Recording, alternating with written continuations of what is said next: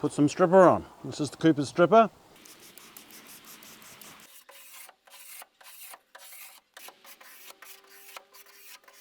Steel wool, so the lead's all like clay, it's all soft. You can see it coming away quite steadily.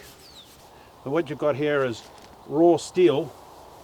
That looks like a V8, doesn't it? Supercharged.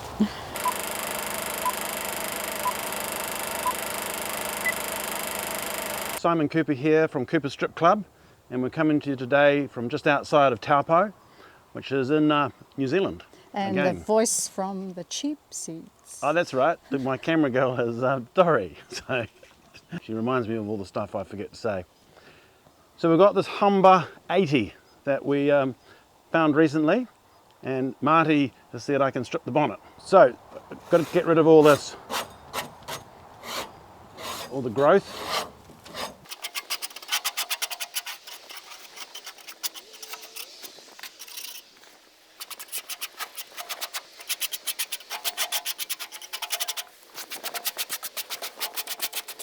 Put some stripper on. This is the Cooper's stripper, and I felt this temperature of this metal before, and this is around about the winter time, so it's not too hot. The metal is quite cool. If this was in the middle of summer, you definitely wouldn't do it out in the bright sun. You would evaporate the stripper rapidly. For those who've not heard of a Humber 80, it's a rebranded vehicle that was imported into New Zealand. It was the Hillman Minx. That's what Google tells us anyway. We think it's from the 60s, late 60s perhaps, we're not sure.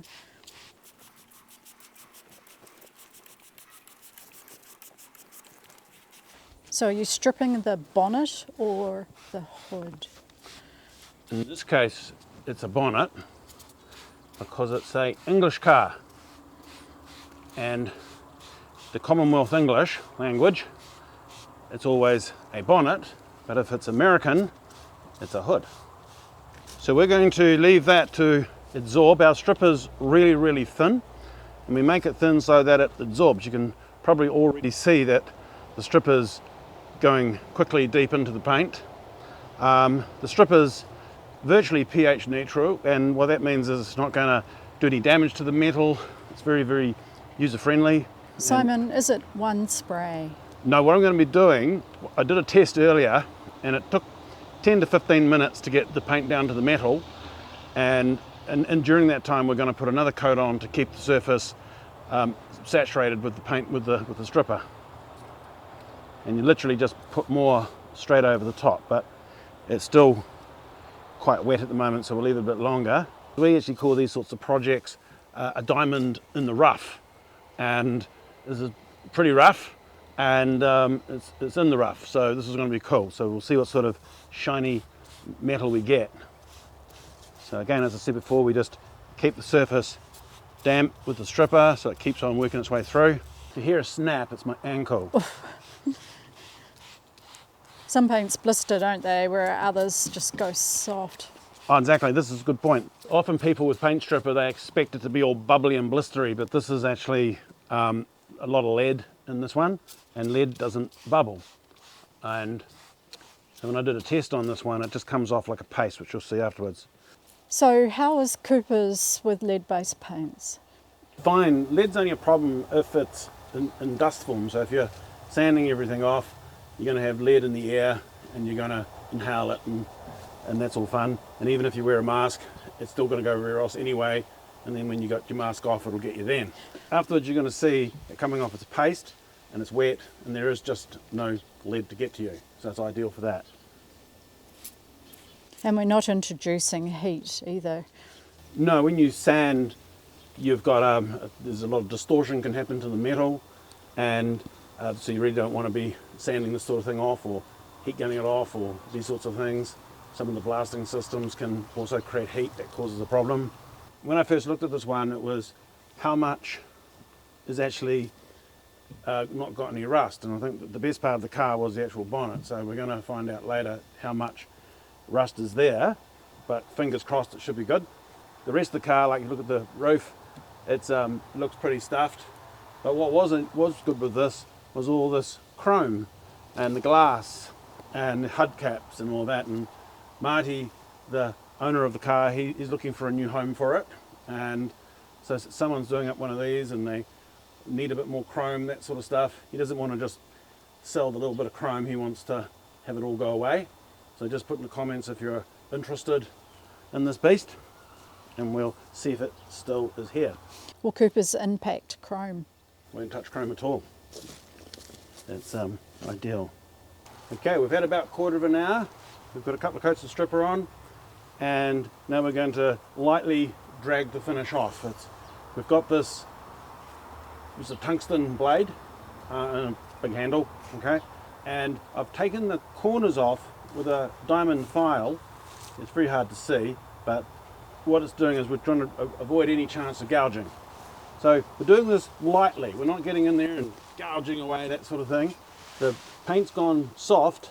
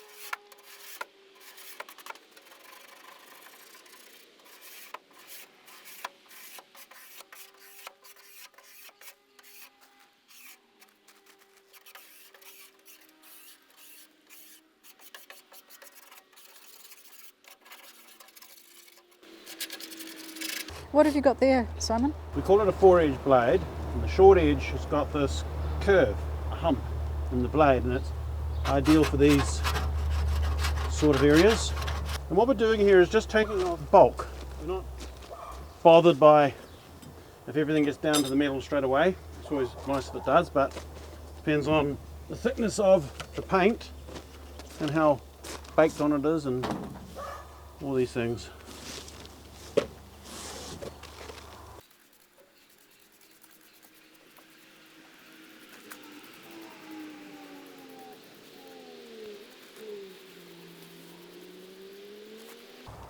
We often get message saying why don't you use a weed sprayer and other things, and you can as long as it's got the right sort of seals in it. These applicator triggers have got Viton seals in the plunger and in the head there, and they're ideal for this type of work. And so you can get your flash garden sprayer, and if it hasn't got those sort of seals then it won't be a garden sprayer for long. And those hoses, some of them have a long hose which is just yeah. rubber, isn't it, that's gonna PVC, and it's just gonna melt. Okay, this is our steel wool. It's a European steel wool. It's very, very sharp, and you may have seen on other projects we've done, this works really well.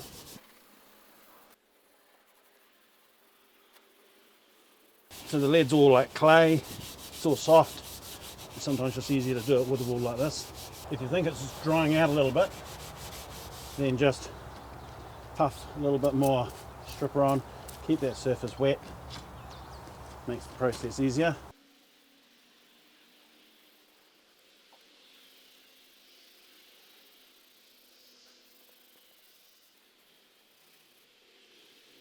The wool's really good for getting into that dent.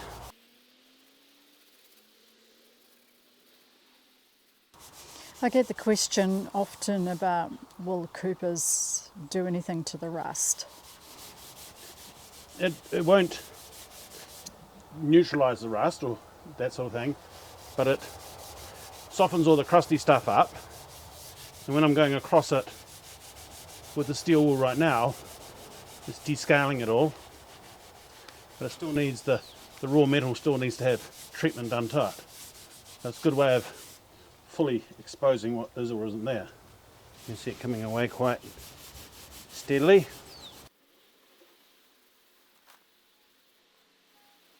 So by doing that scraping earlier, it reduces the amount of scrubbing that you have to do and the amount of wool that will clog up.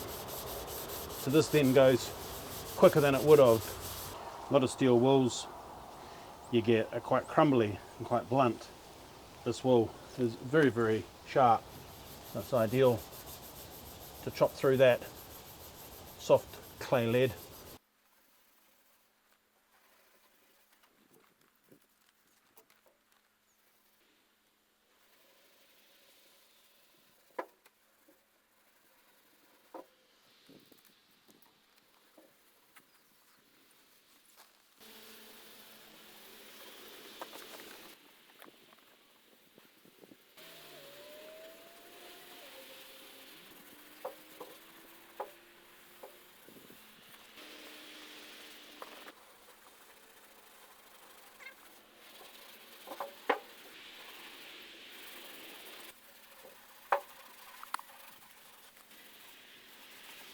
Done that scrub and chopped off all that soft lead, and now we just give this a quick wipe down.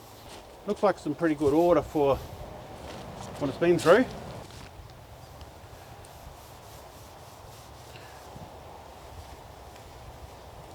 So now we're going to rinse it clean. So you've got another product here, babe, Simon. Start again. Yes, babe. Okay, last part is the flushing, and this is a grit embedded pad. It's a sort of a nylon type weave, and it's got actually a grit put into it, 180 grit, and we're not going to sand it, but it's really good for what we do. And then this blue liquid is our flusher, and flusher is a slow drying solvent, and it removes the residues. It's residues of stripper and residues of soft paint, etc. Are you neutralising, Simon? And that's what people always think, but it's not neutralising. The stripper is actually pretty close to neutral all of its own, so you don't need to neutralise it. Technically we're just rinsing away any residues. The stripper, you put it on, you leave it for 5, 10, 20 minutes, whatever. The flusher you don't, you do it, you put it on, you work with it as you go. You see I'm using my left hand to spray and scrubbing my right at the same time.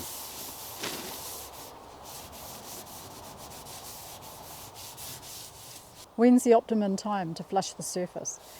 Immediately you finish stripping, while everything's still soft. So you wouldn't come back tomorrow?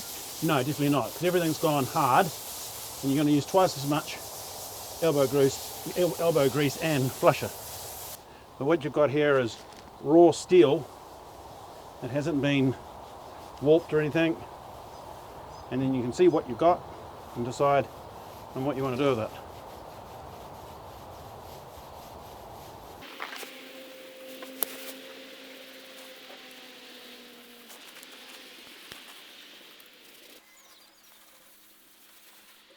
This will be cool. Amazing. Let's see if we can get this bonnet open and have a look to see if it's got an engine still in there or a bunch of rats or something. Okay.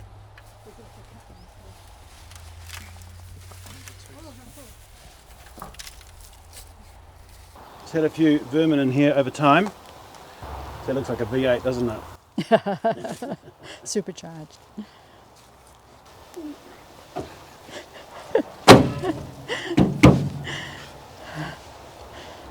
Well, there we go. Another diamond in the rough. So that's it for the day. So see you next time. Catch you later. Bye for now.